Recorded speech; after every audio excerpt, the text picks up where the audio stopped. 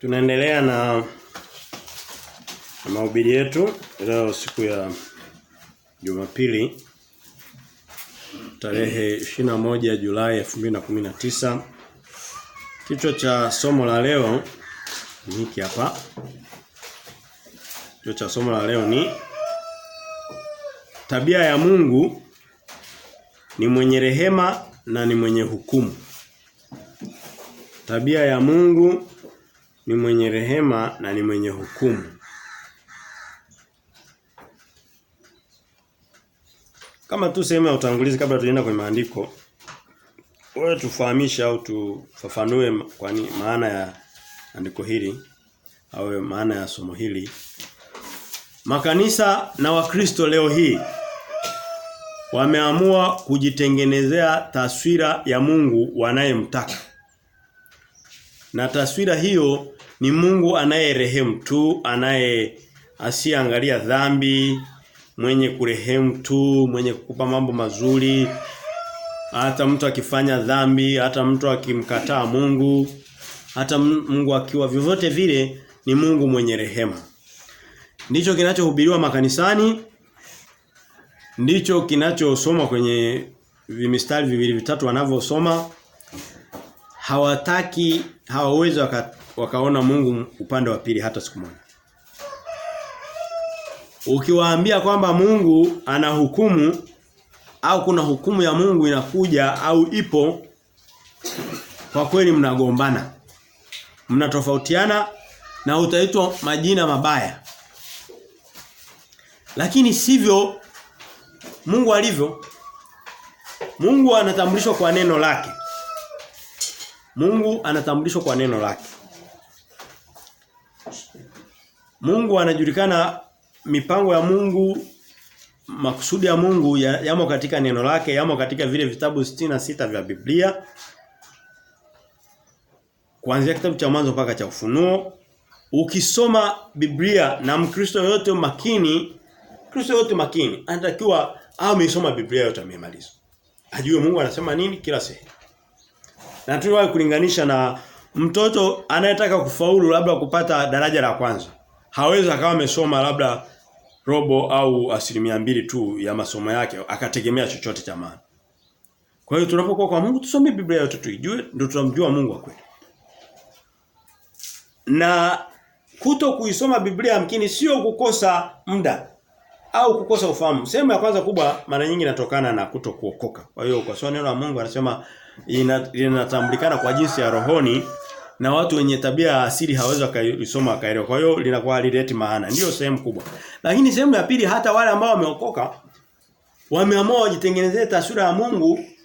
Kwa hiyo wanachagua tu maeneo machache, huku wengine hawataki, kwa kuepuka kusikia hukumu ya Mungu kwa mfano. Lakini kuepuka kuisikia sehemu ya pili ya Mungu au hukumu ya Mungu hakuzuii kwamba isitimie. Hakuwezi kuzuia kabisa. Yaani huwezi kusema kwamba usinisomee Yeremia, usinisomee Isaya, usinisomee Ufunuo ikafanya kwamba hayo maandiko. Biblia inasema mbingu na dunia zitapita lakini maneno yangu yote yatatimia. Hayatapita kama. Anasema hata mbingu na nchi ziondoke, yodi moja na nukta moja ya maandiko haitaondoka hata yote yatimie. Kwa hiyo kule kuacha kusema kwamba huko hatutaki kusoma, huku sio kwetu, ni nani tu, ni kujifurahisha, tutakuja kuona, ni kujidanganya kimsingi. Kwa hiyo leo hii tutakubaliana na msikilizaji wangu au mtazamaji au wote tulioko hapa ni kwamba watu wanataka kusikia Mungu mwenye kurehemu. Mtu anatoka hapa anaenda kwa mfano analewa pombe, analala, anafanya mauchafu, anatoka pale anapata ajali, gari na mgonga, unataka kumwambia kwamba tunamwombea Mungu ampokee. Sasa Mungu anaweza kumpokea kama alikuwa ameokoka akaanguka kwenye dhambi. Lakini mtu amemkataa Mungu, hataki kusikia neno la Mungu, ameenda Mungu amempa mapatilizo, amefanya kama alivyomfanya Yona, amefanya kama alivyomfanya watoto labda alivyowafanya watoto wa Eli. Na kasoma Samuel wa kwanza mlango wa kwanza wa pili wa tatu pale. aliwafanya watoto wa Haruni aliwalifanya taifa la Israeli na nini, alafu tunataka sasa tujipe huruma ya Mungu asante. Sio kweli. Mtu mmoja tu shasema mstari tutairudia, alipomuuliza Yesu akasema, "Je, watu wachache ndio waokolewa?" Mungu alimwambia, Yesu alisema ndio wanaookolewa ni wachache. Lakini kila mtu anataka aingie katika huruma ya Mungu. Ukimwambia Mungu huko anahukumu, Mungu huko hapendi uchafu, hapendi dhambi, anataka watu hawataki hiyo sehemu. Kwa hiyo taswira ya Mungu iliyotengenezwa ni taswira ya Mungu mwenye rehema. Hukumu haipo. Imefutwa. Ndiyo sio? Imefutwa. Kwani inazuia Mungu kuhukumu? Okay, watu wanaohukumiwa, watu watakao kwenda kwenye moto wa milele na wanaokufa mpaka leo wakahukumiwa au wakapata majanga tu katika maisha ya kila siku, na wale ambao wanarehemiwa na Mungu, wapi ni wengi? Wale wanaoenda mbinguni au wanaenda upotevuni? Wanaenda kwenye upotevu, lakini hii upotevu ni sehemu ya hukumu ya Mungu. Ndio hukumu ya Mungu. Hukumu ya Mungu ni kupeleka watu kwenye ziwa liwakalo moto na kiberiti, jehanamu vile vile. Lakini hiyo habari watu hawataka kuisema. Kwa mfano, siku fulani hapa nitakuja kuhubiri somo linalohusu mambo ya mbinguni. Mbinguni anakuambia nikaona mji ni kama kioo cha dhahabu. Anasema malango yake na mitaa yake ni dhahabu ya kioo kwa Mungu. Imesema katika Ufunuo. Watu wanapenda kusikia hizo habari. Lakini vile vile Mungu anaeleza motoni nako uovu wake na ubaya wake. Uko nako watu wasikie. Kwa hiyo tusikie Mungu atakapowapeleka watu wake mbinguni waliomwamini Yesu Kristo, na wale watakaoenda kwenye hukumu nao wajue. Sasa mtu anataka useme hivi vizuri tu. Na kwa kweli katika hali ya kawaida ukisoma Biblia, Mungu anaonya zaidi, Mungu anakemea zaidi, Mungu anatahadharisha zaidi. Maandiko mengi yanahusu hilo eneo kuliko yanayokusifia na kuniambia kwamba sisi ni wazuri tunaenda mbinguni kirahisi. Huko nako kuna mstari mmoja tu peke yake. Tutauona. Yohana 15:13 hata tutausoma. Unafunga wema wa Mungu ambao huhitaji hata kuambiwa mistari 50 ya wema wa Mungu, sijui ninajua mawazo nayo kwa toyaona.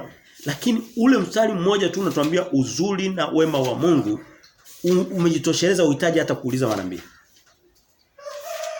Kwa hiyo tunajua kwamba Biblia iko wazi. Idadi ya watu wanaohukumiwa ni kubwa kuliko idadi ya watu wanaookolewa. Sasa haya makanisa, hizi imani, huu ubinadamu unaotaka kusikia habari za watu wanaookolewa, tena nao sio kuokolewa rohoni, wanataka wasikie baraka tu za mwilini. Wokovu sio nia ya msingi. Hiyo ni jina tu, lakini sio nia ya msingi, sio wanachofanyia kazi. Lakini huu upande wa pili ambao Mungu anaongea kila siku, anasema kuna hukumu inakuja, kuna ubaya unakuja. Hebu tuangalie. Yesu anasema katika Mathayo 24, anasema kwamba ndivyo itakavyokuwa kama wakati wa Sodoma na Gomora. Sodoma na Gomora, watu walioangamia na watu waliopona, wapi walikuwa wengi? Walioangamia walikuwa wengi. Kwa hiyo kama ungeniambia kwamba nianze kuhubiri Sodoma, nisingekuwa nahubiri kwa watu wanaoenda kuokolewa Sodoma. Ningehubiri kwa watu wanaoenda kuhukumiwa kwa sababu ndio wengi. Ndio ningeweka bidii. Na ndio sababu wakati mwingine utaona kwamba tunaongelea habari za hukumu kwa sababu ndizo zinazopatikana kwenye Biblia mara nyingi. Haya, wakati wa Nuhu, kati ya watu waliokuwa wanaishi kwenye nchi ya Nuhu hii, na ni wapi wengi okay, watu walikuwa wanamtegemea Mungu, walikuwa wanajua ni wa Mungu na Mungu anawapenda na nini. Lakini wapi waliookolewa na walioangamia, wapi ni wengi? Na Yesu anasema ndivyo itakavyokuwa juu ya kizazi hiki. Lakini leo juzi nilipita kwenye duka fulani nikamwona duka moja kubwa tu, tulikuwa tunanunua vitu. Nafikiri tulikuwa na Joseph pale juzi Ijumaa. Yule mama nikamwambia, sasa wewe Mungu amekubariki, una vitu vingi, una duka zuri, na tumekuja wateja tunanunua vitu vingi, laki na dhariki na nini, vitu vingi. Lakini Mungu naye. Akasema Mungu ni naye sana. Nikasema sasa Mungu naye sana ni vizuri. Unaye Mungu wa Biblia au Mungu wa imani gani? Anasema wa Biblia. Safi. Niambia sasa kwa mfano wewe una roho wako. Leo umesoma neno gani la Mungu kwenye Biblia? Akasema nimesoma mengi, nikasema taja moja tu. Zaburi ya 23 Nikasema nilijua tu. Bwana ndiye mchungaji wangu. Sitapungukiwa na kitu. Sijui vitu gani? Hapana. Hiyo Zaburi, ukisoma Zaburi ziko 150, Zaburi zinazosema maneno ya Bwana ndiye mchungaji ni kama moja tu au mbili. Anasema watiwe tanzi, wahukumiwe wote. Mungu anakasirika kila siku. Biblia yani Zaburi zinaongelea hukumu ya Mungu zaidi kuliko Bwana ndiye mchungaji wangu. Ndio sababu inajulikana moja, zingekuwepo 5 zingepatikana, lakini imepatikana hiyo na ndio wameifika. Hiyo moja tu. Bwana ndiye mchungaji. Watoto wao ndio wanayosoma. Ukienda kwenye makanisa unakuta watoto mkaanza kuhubiri kusoma mistari tunayokuona. Bwana ndiye mchungaji wangu. Anatoka Bwana ndiye mchungaji. Ndio hiyo. Biblia sio Bwana ndiye mchungaji wangu. Bwana ni mwenye hukumu pia. Kwa hiyo hii taswira ya Mungu mwenye kuchunga watu hata wakorofi wasiotaka kumsikia ambao wako kwenye njia ya kwenda kwenye upotevu sio taswira ya kweli.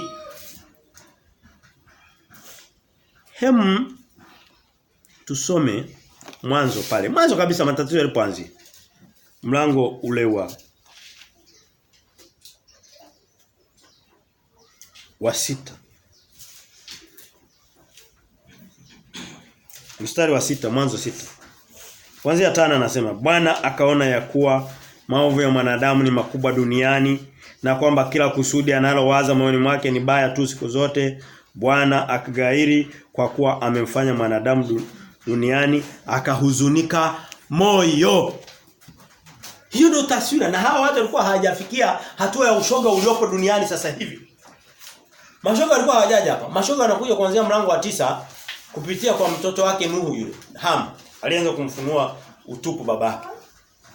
Mashoga wanakuja kuonekana kwenye mlango wa 19, tumeona wa 9 kwa watu wa nchi ya Rutu. Nchi ya Sodoma na Gomora. Wanaendelea mbele na sasa hivi ndio wanaotawala dunia. Huwezi kujua hilo, huwezi kukubali hilo, lakini tutajua tu. Tutaelewana polepole. Ndio kweli. Kwa hiyo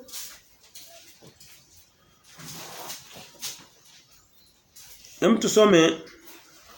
Kwa hiyo tushaona kwenye Mathayo kwenye Luka 13 nishausema 6 na nini uandike tu. Luka 13:23 mtu mmoja akamuuliza Yesu akasema, "Je, watu wachache ndio waokolewa?" Yesu akasema ndio. Jitahidi kuingia katika njia nyembamba. Wanayoona ni wachache. Kwa hiyo ningetegemea kwa mstari huo tu wa Yesu watu waanze kuhubiri hukumu ili kusudi watu walio wengi wanaopotea watoke kwenye hukumu waipate hii njia nyembamba ambayo haionekani. Luka 14 mstari wa 27 Biblia inasema. Chukua 13 naenda kulia kidogo ya mstari wako. Luka 14.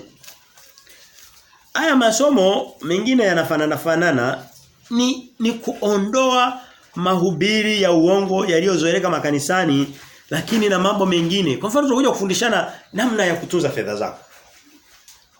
Umepata hela kidogo una 100,000, namna ya kuitumia ikakutosha. Tutakuja kufundisha, Biblia inatuambia na tufundishe. Lakini sitaenda huko kabla sijahubiri taswira ya Mungu wa kweli ambayo watu wanapotea kwa kutomjua Mungu wao. Luka 14 mstari ule wa tuanzie 20 na tusome 26 na 27. Anasema hivi.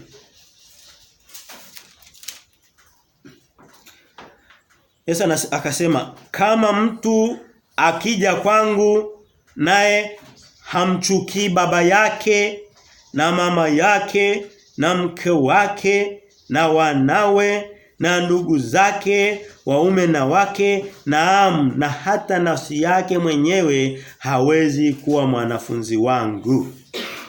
27. Mtu yeyote asiyeuchukua msalaba wake na kuja nyuma yangu hawezi kuwa mwanafunzi wangu. Kwa lugha nyingine, mazingira haya anayosema Yesu ya watu kuwa wanafunzi wake, humpati mtu mmoja hata mmoja kwenye makanisa ambaye yuko tayari kuwa mwanafunzi wa Yesu Kristo. Kwa sababu anasema ili kusudi mtu aweze kuitwa mwanafunzi wa Yesu Kristo, au tayari kumchukia baba yake, au tayari kumchukua mama yake, au tayari kumchukua mtoto wake, au tayari kumchukua mume wake au mke wake. Yaani kama kumetokea sababu ya kuchagua kati ya kumtumikia Yesu Kristo na kumsikiliza labda baba yako, ikilazimu umsikilize Yesu Kristo. Kwa mfano unakuta labda baba anataka mtoto waende wakatoe kafara wapate mali. Unaliona kabisa hili sio kumkataa, sio kumkaidi baba. Unakataa. Kwa hiyo unaona kwamba ili usudi unganisha na Yesu Kristo, tumtumikie Yesu Kristo, kuna gharama ya kulipa.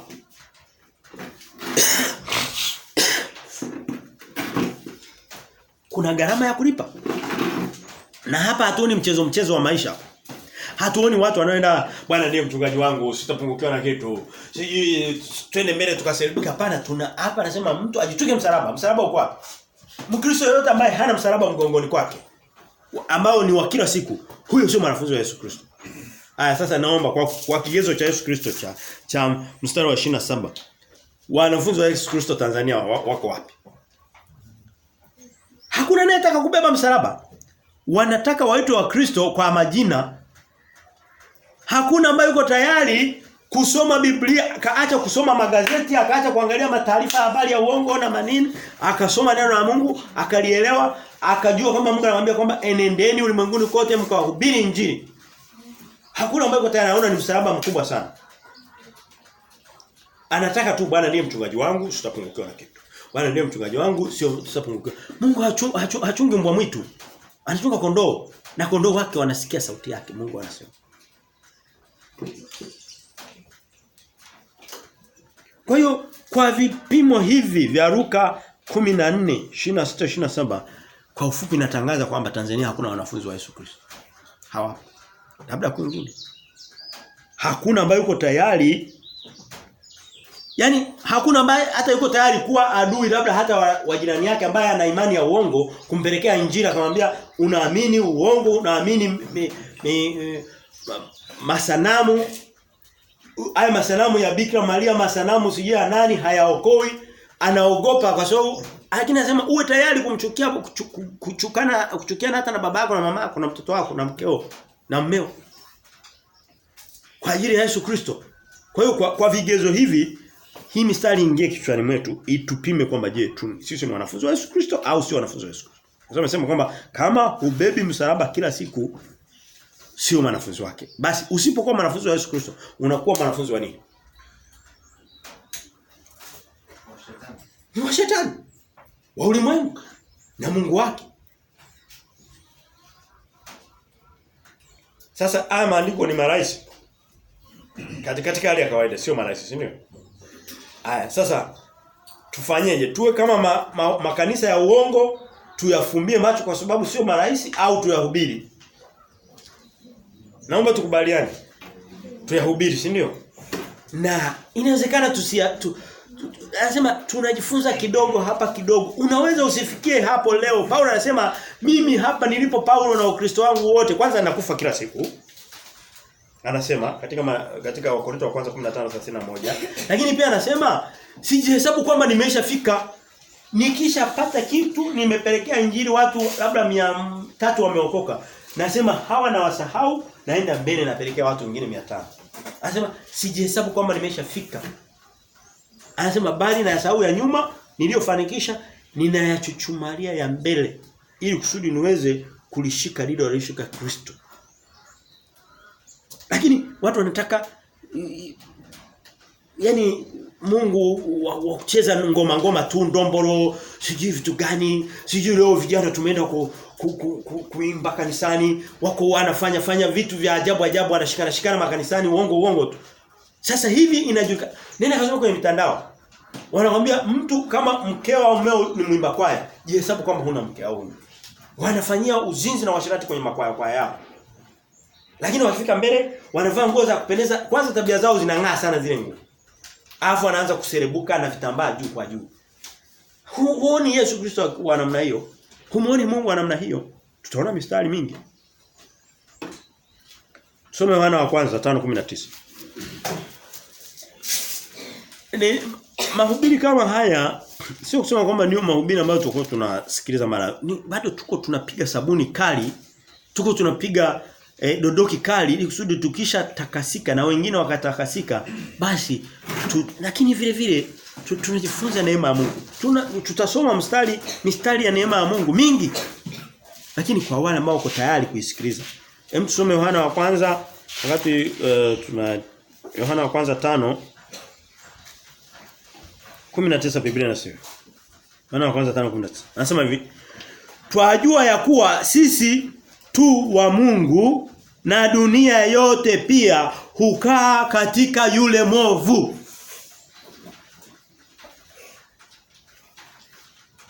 Tuweke kwenye mizani. Kuna sisi tu wa Mungu upande mmoja. Kuna na dunia yote iko kwa mwovu. Wapi kuna uzito? Wapi ni wengi hapa? Dunia yote. Yaani yote ni kama umetoa tu labda mabaki mawili matatu kaweka huko, lakini kimsingi dunia nzima iko kwa yule mwovu. Ndio Biblia inasema. Kidogo ni maandiko lakini yanatisha, lakini kwa sababu imesema na Mungu ni mazuri. Ni mazuri, hakuna uwezo kuyakataa, uwezo kaacha kuyasema. Sema sisi ni wa Mungu na dunia yote inakaa kwa yule mwovu. Kwa hiyo hao wote wanaosikia, mara uko na marafiki wako kwenye magrupu ya WhatsApp wanaongea vitu vizuri, leo asubuhi wanakutumia message sijui salamu, Mungu akubariki leo. Una salamu nyingi sana za asubuhi, Bwana wabariki asubuhi ya leo wote leo kwenye grupu zima. Si vitu wanasema hao wote wanakaa kwa yule mwovu. Ndicho Biblia inachosema. Sasa ni mawili, ama dunia iko sahihi au Mungu na neno lake wako sahihi, lakini hawawezi kuwa sahihi wote wawili. Hawa wako kwa yule mwovu na hawa ni dunia ni wa Mungu. Na ni wapenzi wa kutaka kuonyesha wema wa Mungu. Jamani, Mungu awabariki wote watu wema wa Mungu. Ngoja tuweke sala ya kuombea grupu. Mungu naomba ubariki watu wa humu wote wazuri na nini. Biblia inasema wote ni wa yule mwovu. Biblia ndio inavyosema. Ni mawili vile vile. Tunaweza kuchagua tukaisikiliza Biblia au na tukawa kama wale wao wenye makanisa tukafumba tusisome. Mstari kama huu usome kwenye kanisa la Kiokole. Ni mbaya, hawautaki.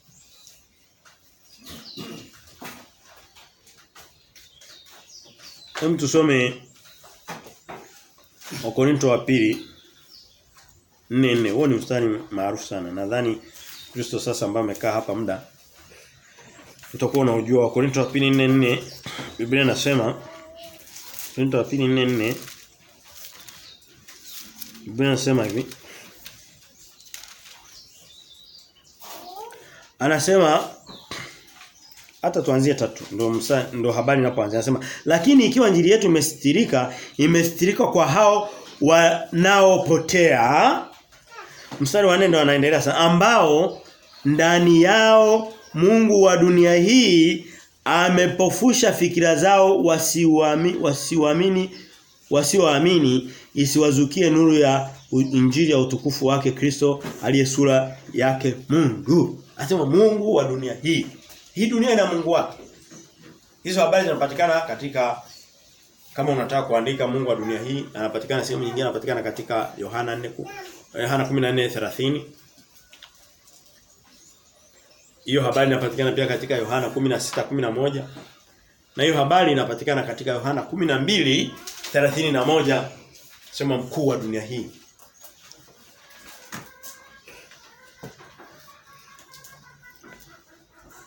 Kwa hiyo Mungu wa dunia hii kama ni yule mwovu, Biblia inasema basi haiwezekani wakawa wanatenda yaliyo mazuri, kwa sababu Mungu wao ni mtenda maovu.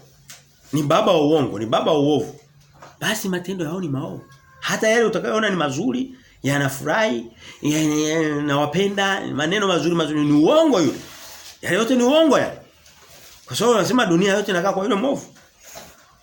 Anasema mwovu naye, shetani naye hujigeuza kuonekana kama malaika wa nuru. Biblia inasema katika Wakorintho. Kwa hiyo hata pale unaweza kuona mtu anahubiri, leo nawabariki wote. Mleteni sadaka iliyo nzuri. Haleluya. Haleluya. Haleluya. Anasema amejigeuza kuwa kama malaika wa nuru. Lakini ni mtumishi wa shetani. tunaenda Israeli, tunaenda kukomboa. Haleluya. Haleluya. Tutakuwa na mkutano mkubwa pale jangwani. Makanisa yote mnakuja. Haleluya. Nini nani? Ni uongo.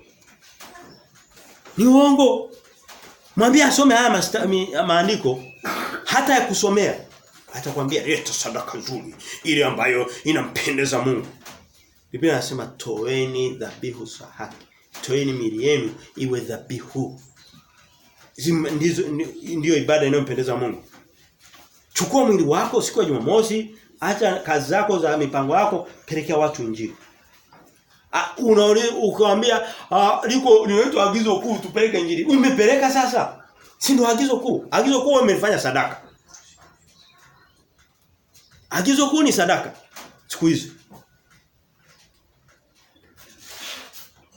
Sasa twende katika baadhi ya mistari ni ya Mungu, ni ya rehema. Mungu kaiandika, lakini ndio watu wanaoijua na ndio wanaoitaka, na sio kusema kwamba sio ya Mungu, lakini haifanyi kazi kwao kwa sababu hawakuenenda sawa sawa na Mungu. Mungu aliiweka kwa maelekezo yake. Japo ni ya Mungu lakini haifanyi kazi kwao. Kwa hiyo tunaangalia upande wa Mungu wa rehema. Kweli Mungu ni mwenye rehema. Hakuna mtu anaweza kusema kwamba Mungu hana rehema. Mungu ni mwenye rehema. Hebu twende tuanzie mstari ule wa twende katika Yohana, ndio ulikuwa mstari wa kwanza kabisa. Nitaka kufungia nao lakini tuone labda tufunga nao lakini tuanze nao vile vile. Twende katika Yohana 15:13. Biblia inasema. Yohana 15:13 Biblia iko wazi inasema hivi. Anasema hakuna aliye na upendo mwingi kuliko huu wa mtu kutoa uhai wake kwa ajili ya rafiki zake. Mungu ni mwenye rehema, anakuambia kwamba tafuta upendo wote. Tafuta vigezo vyote vya upendo. Tafuta siji na wapenda, sije, lakini kigezo kikubwa ni ule upendo wa Yesu Kristo aliyoutoa, akaacha uungu wake mbinguni, akaacha sifa na enzi na mamlaka, akaja akauawa kifo cha aibu cha msalabani ili kusudi wote wapate wokovu. Anasema hicho ndicho kipimo cha juu cha wema wa Mungu. Nje ya hapo namshukuru Mungu. Nilikuwa na nguo yangu, ikawa si nimepeleka kwa fundi kaharibika, lakini baadaye nimpata fundi mzuri, akainyosha sasa hivi inapendeza. Huu sio upendo huo anaosema huo. Anasema upendo mkuu ni ule wa watu kupewa wokovu bure bila kufanyia kazi, lakini leo wanataka waweke kazi zao. Mungu anasema hapana.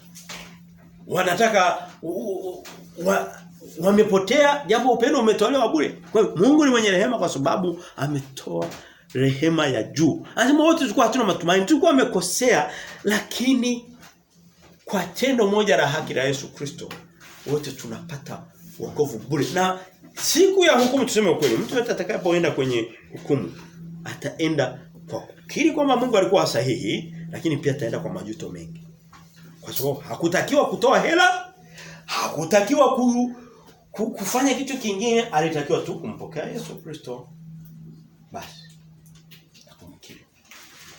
Kwa hiyo Mungu katupa kitu cha bure kiasi kwamba hata atakayepotea asije akasema kwamba sikuwa na uwezo wa kukipata.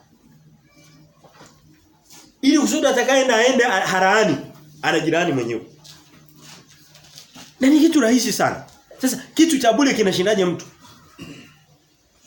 Hem, tuzoe mfano. Kwa mfano kungetokea labda kampuni labda ya Toyota kaja Tanzania kasema Watanzania wote njoo nimchukue, kila mtu achague gari lake anayotaka, brand new. Anayetaka VX njoo uchukue VX yako.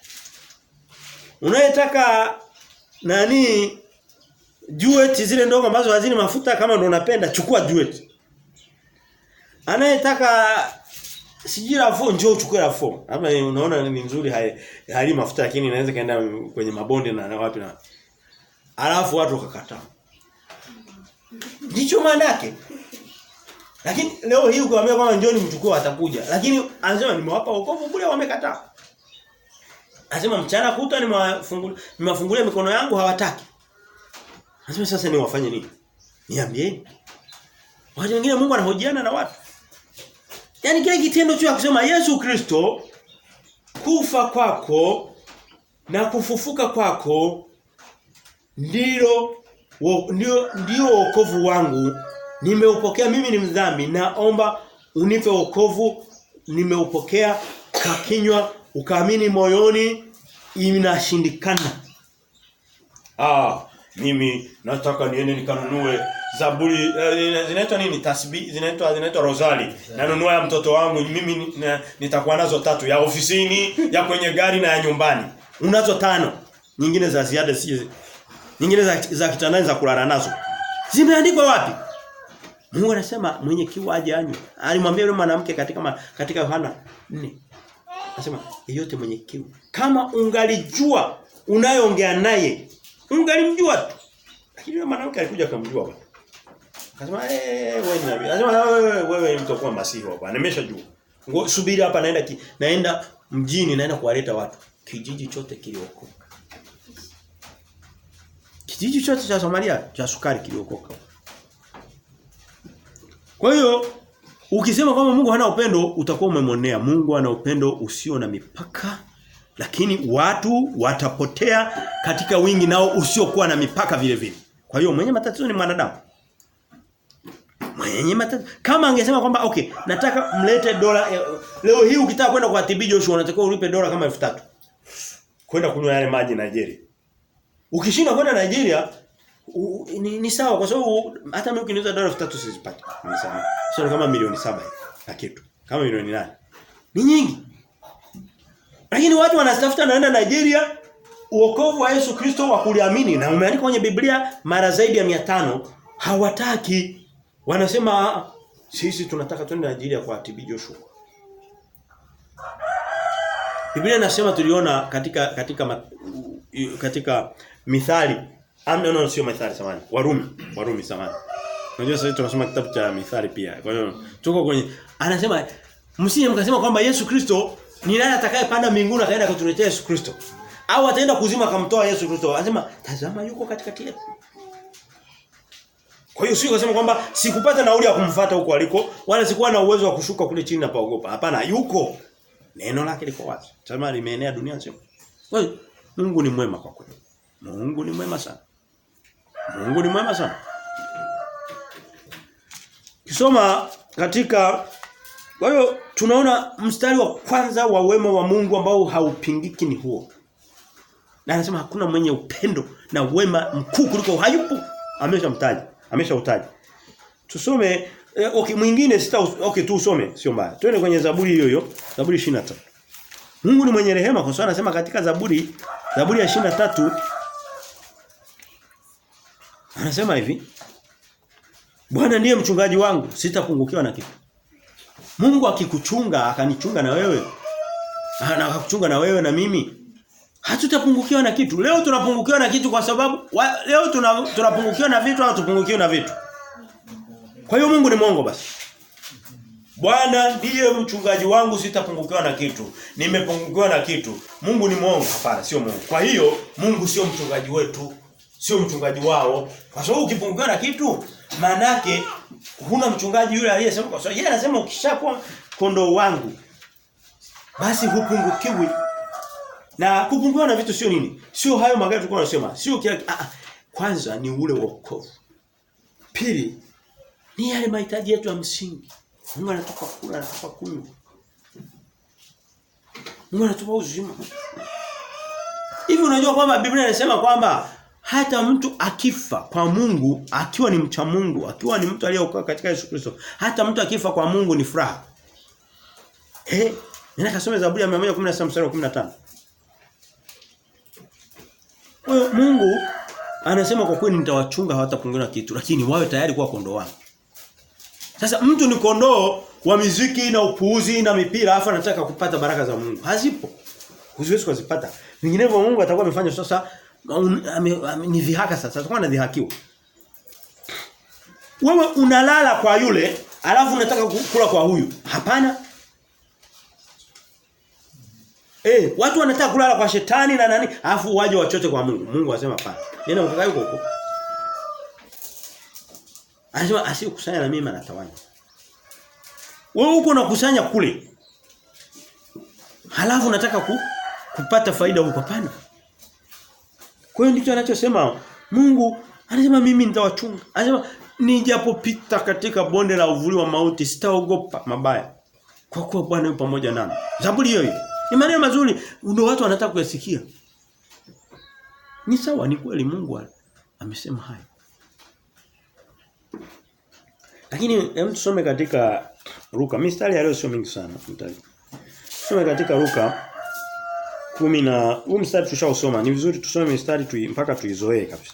Luka 16.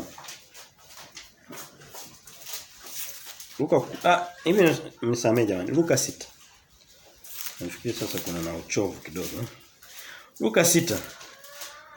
Luka 6 mstari ule wa some Luka 6:46 anasema hivi. Nasema hivi. Anasema na ni kwa nini mwaniita Bwana Bwana walakini hamyatendi nisemayo? Leo hii watu wanataka waitwe Bwana, wapate msaada wa Bwana, wapate baraka za Bwana, wapate kila kitu cha Bwana. Lakini anasema sasa kwa nini mnaniita Bwana wakati hamtendi msemayo? Nisemayo mimi? Sijui kama tunaelewa kwa nini ili andiko linakuja humu. Kwamba haya maneno ambayo anasema mimi ni hutapungukiwa na kitu, mimi niko mchungaji wako. Sasa wewe unataka uitwe kondoo wangu wakati huyashiki nisemayo, mimi ndio bwana wako nikulinde, nikupe mahitaji. Anasema haiwezekani. Huu mstari unachosema ni nini? Hata hizi baraka na wema wa Mungu hautatimia kwa sababu watu hawataki kuwa Mungu kuwa bwana wao. Wanataka awe bwana wao kwa maneno tu ya mdomoni, lakini anasema hamtaki kushika nisemayo. Kama Wakristo wangekuwa wanayashika yasemayo Mungu, ukimwi ungekuwa mwingi katikati ya Wakristo kuliko watu wasiokuwa Wakristo. Ukimwi ungekuwa mwingi kwenye mikoa ya Injili kuliko mikoa isiyokuwa ya Injili. Kwa hiyo hawayashiki yasemayo Mungu. Na hicho ni kigezo kimoja na viko vingi vingine. Tuende katika mistari mingine ambayo Mungu anaisema ya wema wa Mungu. Na ambao hayo maneno ya wema wa Mungu sio kusema kwamba yamebatilika. Hapana, wema wa Mungu uko pale pale. Anasema wokovu wangu bali ungalipo vile vile. Huruma zangu bado zipo vile vile. Msaada wangu bado uko vile vile. Anasema katika Wafilipi. Na hii mistari ukiyashika maneno anayosema Mungu, hii mistari idai mwambie Mungu umesema hivi katika Wafilipi 4:13 na yaweza mambo yote katika yeye anitie nguvu. Huo mstari wanaujua wote na wameweka kwenye bajaji zao, wameweka kwenye mabasi kila sehemu. Na ni kweli tunayaweza, kuna mambo yanatushinda. Yako mengi tu. Unajaribu hiki kinakushinda. Unajaribu Mungu anasema hapana. Unayaweza kwa sababu ninakutia nguvu. Kwa hiyo yanashindikana kwa sababu Mungu hayupo mwenye kutoa zile nguvu. Anakuwepo tu mdomoni. Anasema watu hawa wananiabudu bure kwa vinywa vyao, lakini mioyo yao wamefarakana mbali kabisa na mimi. Ndio anasema katika Isaya 29 mstari wa 13 pale. Kwa hiyo Mungu anatuambia hizi ahadi zote zipo. Kama kuna jambo linakushinda, ukimsikiliza Mungu umeokoka, ukalishika neno la Mungu ukalitii, utayaweza yote. Na mimi nitayaweza yote katika atutia nguvu. Maneno haya hayajabatilika, yako vile vile. Yanakosa maana pale ambapo watu wanataka kuyatumia lakini hawataki kumuita Bwana kuyashika yale maneno aliyowaambia, maagizo aliyowaambia. Kwa mfano Yesu anasema hivi. Anasema mbingu na dunia zitapita lakini torati yangu, sheria yangu, nukta moja wala yodi moja havitatenguka. Vyote vitatimia. Anasema msidhani kwamba nimekuja kuiondoa sheria, ipo vile vile. Sana sana nimekuja kuikamilisha. Lakini watu wanamwambia hatuko chini ya sheria, tunaruhusiwa kufanya uzinzi na kupata ukimwi kwa watu wote. Ndicho wanachofanya makanisa. Ndicho wanachofanya. Kwa hiyo haya maandiko yanabatilika, wanayabatilisha wenyewe. Lakini Mungu hajayabatilisha, yako pale pale, yanafanya kazi kwako, yanafanya kazi kwangu. Maadamu tumuite Mungu Bwana Bwana katika kweli. Mungu anasema katika mistari iliyozoeleka na hao. Yeremia. Uwezo kumaliza ile somo bila kusema hivi. Nani ya Mungu kweli? Na inafanya kazi kweli. Lakini msiniite Bwana Bwana kama hamtaki kuyasema.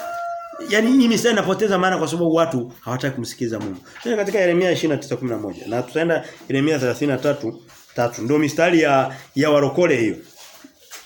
Ni hiyo tu, idadi yake so far tumeshasoma Zaburi 23, tumeshasoma Wafilipi 4:13, tunaenda Yeremia 29:11, tutafunga na mingine miwili basi ndo Biblia imeisha kwao. Yeremia 29:11 Biblia inasema Yeremia 29:11 na ni mstari ya kweli hii. Anasema hivi: maana nayajua mawazo ninayokuwazia ninyi, asema Bwana, ni mawazo ya amani. Kweli? Mungu anataka tuwe na amani, lakini bado yanakosa maana. Leo hii watu wanaoanguka na mapepo ni watu gani? Ni Wakristo wa makanisani huko au ni wapagani? Ni Wakristo hao. Kuhusu neema kwamba unaanguka na mapepo kila Jumapili, njoni. Mtu yani Jumapili mpaka Jumapili yuko mbele anaangushwa na mapepo. Alafu niambie kwamba huyo Mungu hakuna kitu amekusaidia. Uongo, umejidanganya. Anasema kwa sababu mnaita Bwana Bwana hamtaki kushika nisemayo. Ameshatoa sababu. Lakini Mungu neno lake halijatanguka, anasema ninakuwazia mawazo ya amani. Hem tuishike neno la Mungu. Tumwamini Mungu. Tuone kwamba Yeremia 29:11 haitatimia. Atatupa amani. Anasema tena amani nayo hapa hakuna anayeweza kuondolea. Yesu anasema. Anasema na amani nayo hapa sio kama dunia inavyowapa. Dunia ikiwapa amani inakupa pesa, inakupa utajiri, lakini mtu anakuambia halali mpaka amevuta madawa kulevya ndo analala. Sijui Miss Tanzania nani amekamatwa. Hawezi eti halali mpaka amevuta madawa kulevya. Hiyo sio amani. Hizo sio sifa njema. Yeremia 33:3. Maneno ya Mungu haya na ambayo wameyakariri na yamebatilika kwao. Yeremia 33:3 anasema, niite nami nitakuitikia, nami nitakuonyesha mambo makubwa magumu sio ya juu. Na unasikia Mungu amesema kuna mambo magumu, ukimwambia Mungu anakuonyesha mambo magumu hataki, anataka mambo malaini. Lakini angalau kwa vile kuna kaneno niite nami nitakuitikia. Kwani hapa huu mstari Mungu anakuambia kwamba atakuambia vitu laini hapa. Anakuambia atakwambia vitu vigumu sivyo vijua. Nitakwambia maneno ya Mungu, nitakwambia kwamba kuna mpinga Kristo anakuja, hutaki kusikia. Ujio mpinga Kristo sio kitu kidogo, ni mambo magumu. Watu hawajui.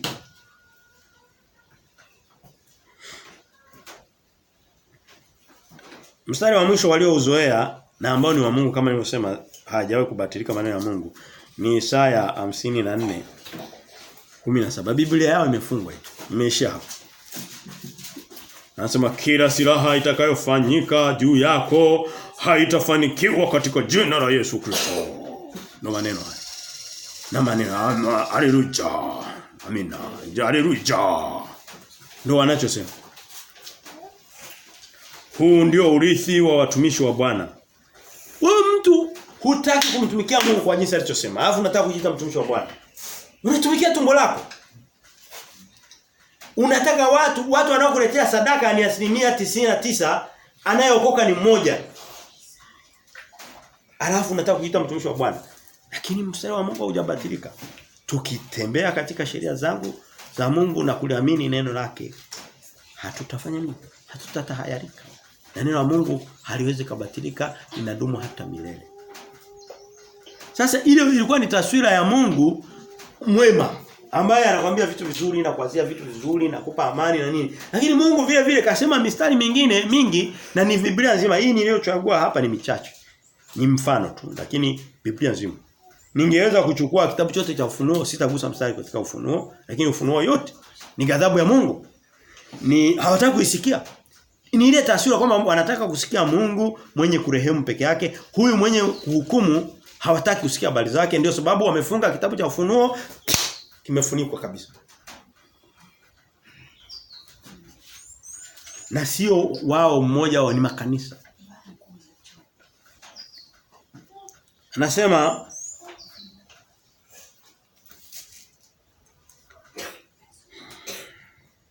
tusome Kwa hiyo tumeingia upande sehemu ya tatu. Sehemu ya kwanza tulikuwa utangulizi, sehemu ya pili tumeona maneno ya rehema ya Mungu, ahadi za Mungu kwa watu wanaosikia neno lake na ambayo makanisa yameyashikilia ambayo hayafanyi kazi kwa sababu hawakutembea katika njia za Mungu, lakini hayabatiliki vile vile, yapo yatafanya kazi kwako na kwangu na kwa yote ambaye atasimama katika njia za Mungu.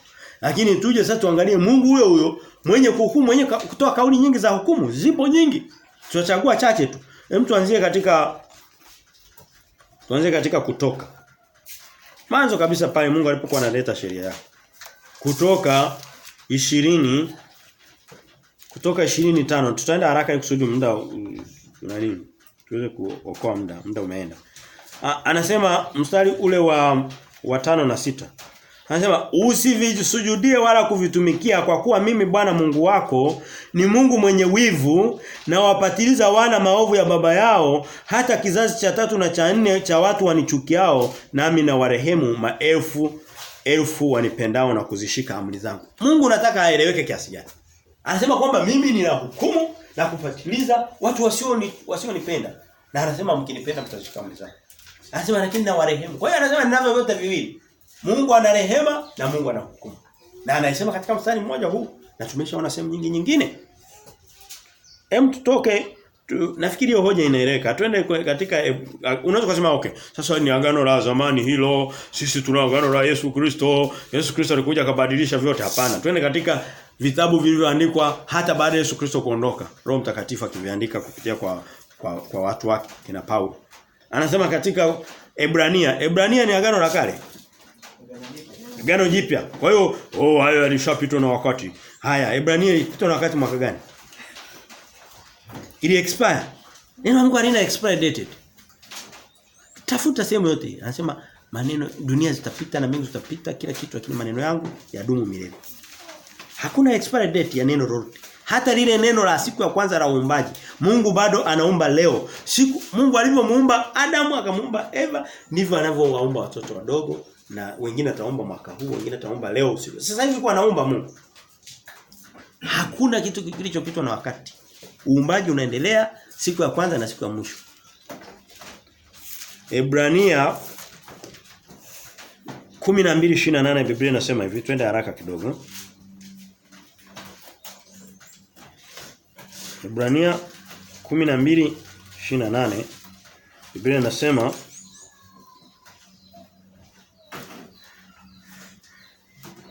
basi kwa kuwa tunapokea ufalme usioweza kutetemeshwa na tuwe na neema ambayo kwa hiyo tumtolee Mungu ibada ya kumpendeza. Mungu anataka apendezwe na ibada zetu pamoja na unyenyekevu na kicho. Mstari wa 29 anasema hivi, maana Mungu wetu ni moto ulao.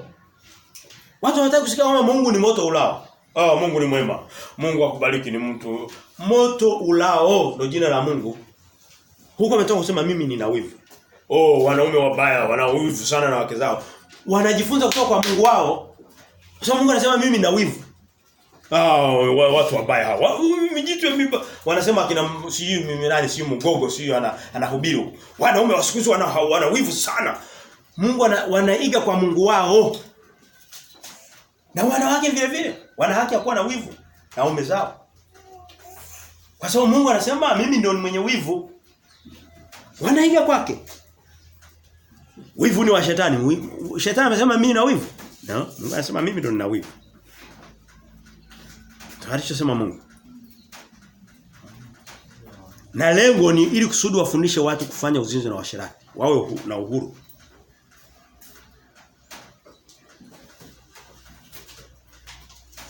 Waebrania tulikuwa 12 tuende kushoto kidogo. Waebrania 10. Kwa hiyo tumeona Mungu jina lake la pili ni moto ulao. Watu hawataka kusikia hizo habari. Hawataka kabisa usiwapelekee kwenye makanisa yao. No. Utakuwa unatafuta ugomvi. Utakuwa unatafuta kuitwa jina baya, mhubiri mbaya. Unahubiri maneno, unahubiri chuki. Kusoma kwamba Mungu ana moto, Mungu anakula moto wa wapi huo bwana? Mungu ni mwema siku zote bwana. Mungu anatupenda sana. Mungu awabariki kila siku. Mungu anasema mimi jina langu ni moto ulao. Siamtaki kusikia. Ndio jina langu na mtaona. Waebrania 10 mstari wa 30 anasema hivi. Anasema Waebrania 10, anasema maana twajua yeye aliyesema kupatiliza kisasi ni juu yangu mimi nitalipa, na tena Bwana atawahukumu watu wake. Mstari wa 31 anasema hivi, atawahukumu watu wake. Mungu anahukumu, tunaona hiyo mstari. Mstari wa 31 ndio mzito, anasema ni jambo la kutisha kuanguka katika mikono ya Mungu aliye hai. Tunaogopa shetani. Shetani wewe ondoka. Mungu anasema linalotisha sio kuanguka kwa shetani. Linalotisha ni kuanguka katika mikono ya Mungu huyu wanayetaka ambayo wanasema ni mwema tu siku zote, anahukumu. Amesema mimi nahukumu vile vile. Na anasema ninafanya kazi ya kupatiliza vile vile. Hem, twende katika Mathayo 10:28 anasema hivi. Mungu anasema tunatakiwa tumuogope Mungu kwa sababu ni hatari, ni jambo la kutisha kuanguka katika mikono ya Mungu aliye hai. Ndio Biblia inasema sio agano la kale, sio nini, na ni maagano yote ni ya Mungu. Mlango ule wa Mathayo 10:28 Biblia inasema. Tukishajua taswira ya Mungu wakati tunatafuta Mathayo 10:28. Ni rahisi sana kumtumikia Mungu. Na hili ni somo muhimu kwa sababu tukishamjua Mungu tunayeshughulika naye, tunayotumika kwake, ni rahisi, basi na mambo mengine yataenda sawa sawa. Hakuna kitu kibaya kama kufanya kitu usichokijua, kufanya kazi na mtu usiyemjua, kufanya na Mungu usiyemjua. Tukishajua hivyo basi ni rahisi kusoma masomo mengine. Hili ni la msingi sana. Ni foundation. Hali tofauti sana na somo la wokovu. Mstari wa 28 Biblia inasema hivi. Mathayo 10. Nasema hivi. Nami nawapa samani nilikuwa kwenye kuna uchovu sasa unaonekana. Nilikuwa kwenye Yohana, ni kawaida ya mwanadamu kukosea. Kwa kwenye Yohana sasa nimeenda kwenye mstari sahihi. Ni Mathayo 10:28 anasema hivi, msiwaogope wauao mwili wasiweze kuiua roho, afadhali muogopeni yule awezaye kuangamiza mwili na roho pia katika jehanamu. Yupi wa kuogopesha katika hao wawili? Mungu au shetani? Mungu. Anasema wale wanaoua mwili, shetani anaweza kufanya ni kuua mwili. Ambacho anasema hicho hakitishi sana. So hata Yesu alikufa. Lakini hakumuogopa shetani. Lakini wakuogopa niwaambie ni huyu. Yesu ndo anasema kinywani. Ogopeni yule ambaye ana uwezo wa kuua mwili na kutupa roho katika jehanamu ya milele. Leo hii watu Wakristo ukiwauliza 100 wanamwogopa shetani kweli kweli. Wanafikiri shetani ndio mchawi labda. Lakini Biblia inasema usimuogope huyo, wa kumuogopa ni mimi mwenyewe. Mungu ni rafiki yetu, ni mwema. Nini? Anasema ndio mniogope mimi sasa. Lakini ukiwaambia maandiko anaona kinyume. Ni kama mtu aliyeelewa, anaona kichwa juu, miguu chini. Ni walevi wanawayawaya, anasema wamelewa lakini sio kwa mvinyo. Ndicho anachosema. Wamelewa. Kuona kitu ndivyo sivyo ni kulewa. Wanamwogopa shetani kuliko Mungu. Mungu anasema niogopeni mimi kwanza. Shetani mnamwogopa nini? Yaani katika vitu, hata katika kusali mimi ninapokuwa naabudu, mambo ya kusema si shetani sijui uogopa sina hapana. Wewe Mungu naomba nguvu zako. Naomba Mungu usinitie katika kishawishi siku ya leo kama alivyonifundisha Yesu Kristo siku nyingine kusali. Mwogopeni Mungu. Lakini watu wanafikiri Mungu wanacheza naye kama nini? Hapana. Mungu anatisha. Anasema ni moto ulao. Anasema ni jambo la hatari kwa katika mikono ya Mungu aliye hai.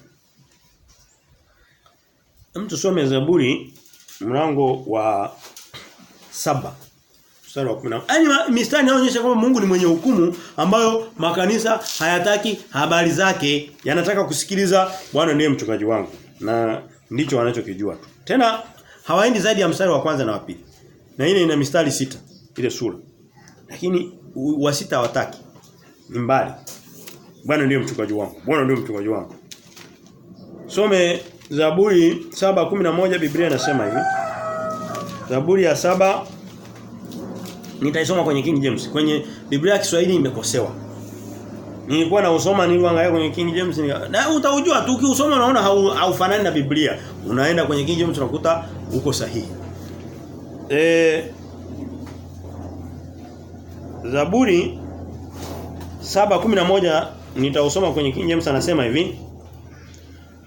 God shall judge the righteous and God is angry with the wicked every day. God shall judge the righteous and God is angry with the wicked every day.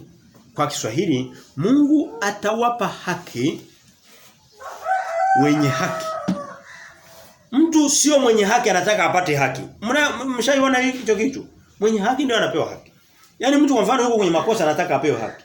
Anasema Mungu atawapa haki wenye haki na Mungu hugadhabika nawe na waovu kila siku. Leo anasema Mungu mwenye ghadhabu kila siku. Yaani hawataji hata kinachomfanya. Kwenye Biblia ya Kiswahili anasema Mungu aghadhabikae kila siku. Si ndio wameandika pale? Ameghadhabishwa na nani? Na wanadamu.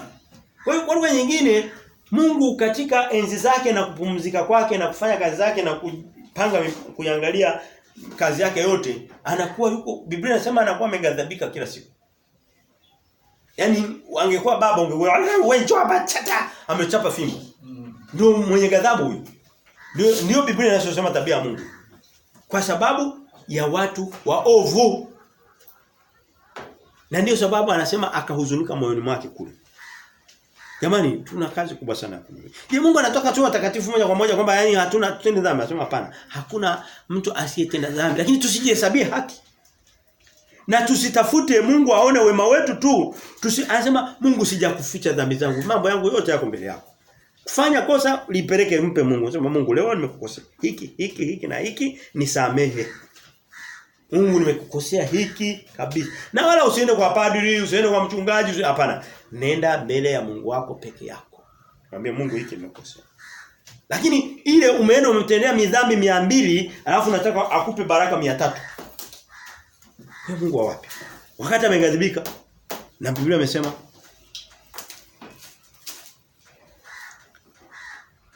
Mika 3:11.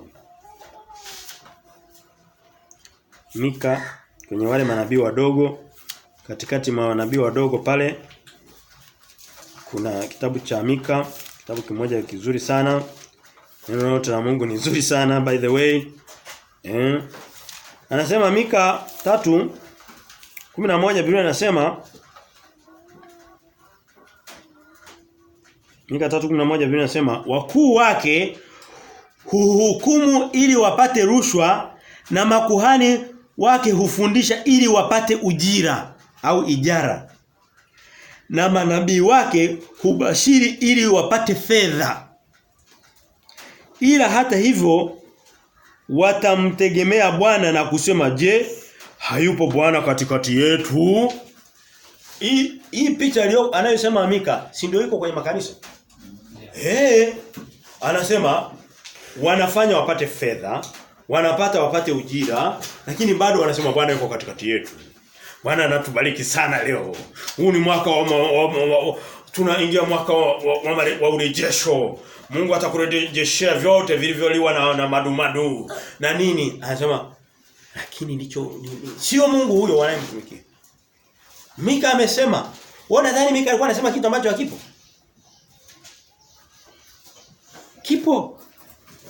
Kipo vizuri tu.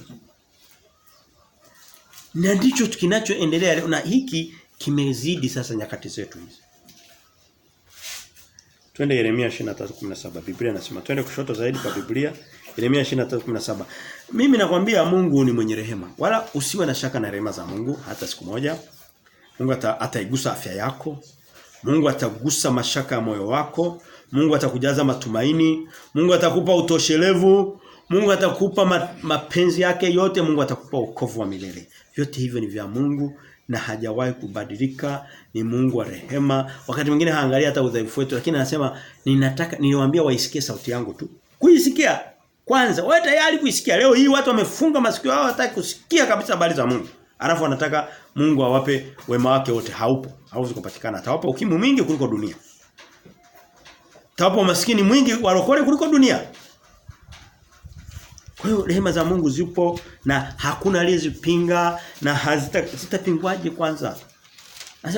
Anasema hakuna jambo linalotokea bila Mungu kujua. Anasema hata unywele wako haudondoki chini bila Mungu kuruhusu na kujua. Yeremia 23. Kwa hiyo rehema za Mungu jamani ni za milele. Ni njema. Hakuna upendo mkuu zaidi ya huu aliotupa Yesu Kristo wa kuokoka bure bila kulipia, hata mwenye nacho asiye nacho wote. Actually aliye nacho ndio haendi kwenye wokovu. Kwa sababu anataka kuulipia.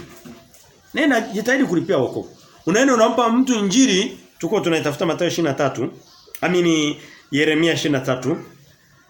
Yeremia 23 na Mathayo 23 inafanana. Ni maneno ya ole. Kwa hiyo wakati mwingine nayachanganya, lakini ni Yeremia 23. Unampelekea mtu injili, anataka akulipe kitu. Wapo anataka ukishampa injili, unamwambia sasa ulikiri jina la Yesu Kristo upate wokovu. Hapana, anasema nataka nikupe sadaka. Nataka nikupe kitu fulani, yani hataki kutoa ile roho iende kwa Yesu Kristo. Anataka baki nayo akupe kitu kingine. Na wapo wengine wamejaribu kutupa vitu. Lakini roho anataka wakomae nayo waipeleke huko wanakojua.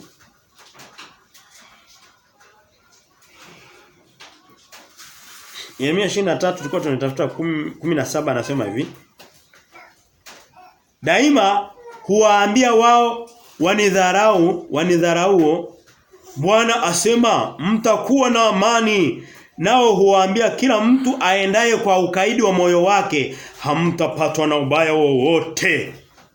Kama alivyotoka kuongea na Mika, Yeremia anaongea vile vile. Anasema wanawaambia watu wanaoenda katika ukaidi wa mioyo yao, Bwana yuko pamoja nanyi, anaenda kuwabariki. Bwana ndiye mchungaji wako, hutapungukiwa na chochote kile. Mmefanikiwa, Mungu yuko anaenda kuwarejeshea ubaya. Kama kuna kitu kibaya unaenda kupata vizuri vitupu. Nenda tu mkashike gari langu mtapata magari. Tafuta kama utalipata. Uongo mtupu. Lakini tumetoka kuona kwenye Yeremia 5:31 anasema hawa watu wanahubiri kwa uongo na kutabiri uongo na kutawala kwa uongo, lakini watu wangu ndicho wanachotaka. Kwa hiyo sio wabaya walimu peke yako. Yawa, anasema na watu wenyewe wote ni matatizo. Anasema kwa jinsi wote wanahukumiwa sawa sawa. Tuko tunafunga sasa. Twende katika Zakaria. Kitabu cha Zakaria, hivyo ndio vitabu ambavyo havisomwagi makanisani, mnisamee, lakini sisi tunavisoma. Zakaria huu kwa sisi hivi Zakaria. Unaongea nini bwana? Kitabu gani hicho bwana? Wakati kuna Zaburi 23 bwana. Zakaria 13, unaweza kusema kwamba anaongea labda kwa kejeli. Yesu alikuwa anawakejeli sana watu. Siku moja kwenye Mathayo kwenye Luka walikuja Mafarisayo, sio walikuwa wameshtuliwa sema huyu mtu yamkini anajua vitu vya kweli. Mjaribu na nini mpate. Walikuwa wanapenda kwenda kumuuliza vitu. Wengi tu, lakini alikuwa hawajibu sawa sawa. Anasema eti mwalimu tuambie ufalme wa Mungu unakuja lini? Wamekusanya Mafarisayo. Yesu akamwambia akawakejeli. Anasema ufalme wa Mungu hauji kwa kuchunguza, mnahitaji kwa kuchunguza, sijui msome, mjue mpinga Kristo hauchunguze, msichunguze basi. Ufalme wa Mungu umo katikati yenu. Upo tu. Akasema kumbe tuna ufalme wa Mungu sisi Mafarisayo. Wiki moja baadaye akina Petro akamuuliza, akawapa somo lote, akawapa na ufunuo nzima. Tukio kwa tukio. Hakuambia kwamba uko ufalme wa Mungu katikati yenu. Hicho ndio nataka kumwambia, akasema sasa ule ufalme ndio unaturudishia, akawakemea. Mafarisayo wametoka kumwambia kwamba ufalme wa Mungu mnao uko katikati yenu. Akina Petro akasema sasa ndio uko unaturudishia ufalme wa Israeli. Akasema sio wakati wenu, sio jukumu lenu kujua majira na nyakati ya Baba. Nyinyi mkafanya kazi niliyowaambia mimi. Aliwakemea. Lakini huku ameshawaambia. Aliwakejeli Mafarisayo mara nyingi sana. Sana tu. Aliwakejeli. Kwa hiyo unasema kwamba labda nimekejeli. Mimi sidhani kama nimekejeli. Ninaongea kweli. Na kweli mara nyingi huwa inaonekana mbaya. Haipendezi, inaonekana kejeli. Zekaria 7:13 anasema hivi. Zekaria 7:13 anasema hivi. Ikiwa kwao anasema ikiwa kwa sababu alilia wao wasitake kusikia, basi wao nao watalia wala mimi sitasikiliza. Asema Bwana wa majeshi. Anayesema ni nani? Mungu anasema mimi nimelia, tumetuma manabii, nimetuma wahubiri, nimetoa kanisa la kweli, watu hawataka kusikia. Anasema na ninyi mtalia lakini sitasikiliza. Bwana anatusaidia. Unasema hapana, sitawasikiliza. Unaweza kusema kwamba ni Zakaria labda alikuwa amenani. Twende katika Mithali. Mithali mlango wa kwanza tu pale, mwanzo kabisa. Tuko tunafunga. Mithali 1 anasema mistari ya kukalili. Nafikiri kwa vile tumeona mara nyingi tuishaijua sasa. Mstari wa 24 anasema hivi. Bwana huyo anasema kwa kuwa nimeita nanyi mkakataa, nimeunyosha mkono wangu asiangalie mtu, bali mmebatilisha shauri langu. Maneno ya Mungu watu hawataki manake. Wala hamkutaka maonyo yangu. Watu hawataki kusikia maonyo ya Mungu. Waonye watu wanadamu mmekasirika, mmegombana. Wasifie. Wewe unajua sana kuhubiri. Wewe unaongea vitu vizuri. Mungu amekubariki na unaenda kubarikiwa zaidi na kutoa kwenye utukufu mpaka kwenye utukufu maneno yale ya uongo. Lakini Mungu anasema hivi, wala hamkutaka maonyo yangu. Mstari wa 26 Mithali 1 anaendelea anasema, mimi nami nitacheka siku ya msiba wenu, nitadhihaki hofu yenu ifikapo. Mungu adhihaki. Mungu anadhihaki. Na hamungunyi maneno. Lakini watu hawataki wasikie. Unaweza kusema sasa mbona unatilia mkazo maeneo haya? Kwa kawaida mkazo tunaweka sehemu ambapo kitu udhaifu uko mwingi. Ukitaka kuniambia nihubiri mafundisho ya baraka nyingi za Mungu kwa sababu zipo nitazipata ni nyingi. Lakini ukitafuta mahubiri ya namna hiyo unaweza kuyapata mahubiri 10,000 Tanzania. Kwa nini niongeze la 11,000? 10,100, 10,000 na namba moja inaongezeka. Kwa nini nisiende sasa huku ambapo hakuna naye hubiri? Kwa sababu haya ukiyataka utayapata kwenye TV leo jioni. Utayapata kwenye mitandao kila sehemu. Utayapata watu wanaotumiana message za baraka za Mungu, utazipata. Lakini haya hutayapata. Kwa hiyo ndio sababu tunaweka nguvu pale ambapo kuna udhaifu. Na hiyo kwenye Biblia ndiko Biblia inakoweka nguvu nyingi. Yenyewe Biblia. Kwa hiyo unaweka nguvu ambapo Mungu ameweka nguvu. Na uweka msisitizo ambapo Mungu ameweka msisitizo. Kwa sababu pia ukiambia kwamba maneno ya Mungu ni mema, Mungu ni mwenye baraka, hakuna mwenye upendo mkuu kuliko huu wa mtu kutoa uhai wake kwa ajili ya rafiki zake. Wataona sio baraka ya Mungu hiyo. Wataikataa. Wataona sio baraka ya Mungu, lakini mimi ninasema hiyo ndio baraka kuu kuliko zote. Wokovu. Wa bure. Mstari wa 27 Mithali 1 anasema hofu yenu ifikapo kama tufani na msiba wenu ufikapo kama kisulisuli, dhiki na taabu zitakapowafikia, ndipo watakaponiita lakini sitaitika. Watanitafuta kwa bidii wasinione. Sababu Mungu amesema, nimesema hamkusikia. Haya maneno yanatakiwa mimi na wewe tulioko hapa yatutie faraja. Haya ni maneno ya faraja. Haya ni maneno ya faraja. Kwa sababu maneno ya faraja ni kweli ya Mungu. Kweli ya Mungu inapohubiriwa bila kuchakachuliwa na kupakwa sukari na mafuta ya uongo, ndipo unapata faraja. Unajua Mungu anasema nini katika kweli. Tunajua Mungu anatuokoa bure. Hivi unataka faraja gani zaidi ya wokovu wa bure wa Mungu? Huna faraja nyingine? Unataka faraja gani? Unaweza kuwa umefanya dhambi, umeua watu wote, umetoa mimba, umefanya kile. Mungu anasema hapana. Utakapogeuka na kuniamini mimi, dhambi zako zote nitazifuta bure na wala sitazikumbuka kamwe. Tunataka baraka, tunataka wema wa Mungu upi zaidi ya huo? Lakini Mungu bado ukimwambia Mungu anasamehe bure, hawataki, wanataka waweke matendo mazuri, wanataka waweke sadaka. Sadaka yenyewe ni mabaki yao. Mabaki ya nani yao? Ya ziada ya vitu vyao walivyobakizwa. tusome mistari ya pili ya kufungia. Hicho ni mstari mmoja wa kufungia, ni mmoja tu. Tusome Wathesalonike. Tunafunga kwa mstari wa mwisho huo. Wathesalonike 2:11 Biblia inasema. Wathesalonike wa pili mlango wa pili mstari wa kufunga kabisa.